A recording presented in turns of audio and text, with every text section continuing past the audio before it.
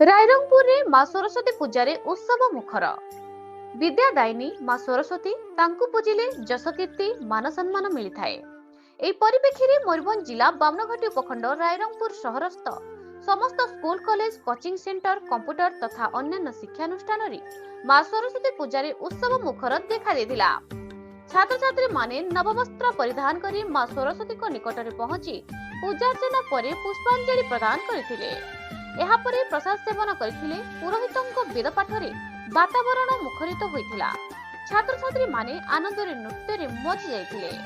ମା ସରସ୍ୱତୀଙ୍କ ମନଲୋଭ ମୂର୍ତ୍ତିରେ ଲୋକେ ଆତ୍ମହରା ହୋଇପଡ଼ିଥିଲେ। ବାମନଘାଟି ଉପଖଣ୍ଡର ସମସ୍ତ ବ୍ଲକ ମାନଙ୍କରେ ମାଙ୍କର ପୂଜା ଅର୍ଚ୍ଚନା ଲୋକେ ଆନନ୍ଦ ସହକାରେ କରିଥିଲେ। ତତ୍ସହିତ ସାରା ଭାରତର ନରନାରୀ ମାଙ୍କର ଆରାଧନା କରିଥିଲେ। ଏଥିସହ ବିଦ୍ୟାଳୟରେ ବୀର ସୁରେନ୍ଦ୍ର ସାଏ ଓ ନେତାଜୀ ଜୟନ୍ତୀ ପାଳିତ ହୋଇଥିଲା। ବିଦ୍ୟାଳୟରେ ଏକ ଭକ୍ତିମୟ ପରିବେଶ ଦେଖିବାକୁ ମିଳିଥିଲା। ମୟୂରଭଞ୍ଜ ରାଇରଙ୍ଗପୁରରୁ ଶ୍ୟାମଳନ୍ଦୁ ପରିଡ଼ାଙ୍କ ରିପୋର୍ଟ, ନ୍ୟୁଜ ଓଡ଼ିଶା ଟିଭି।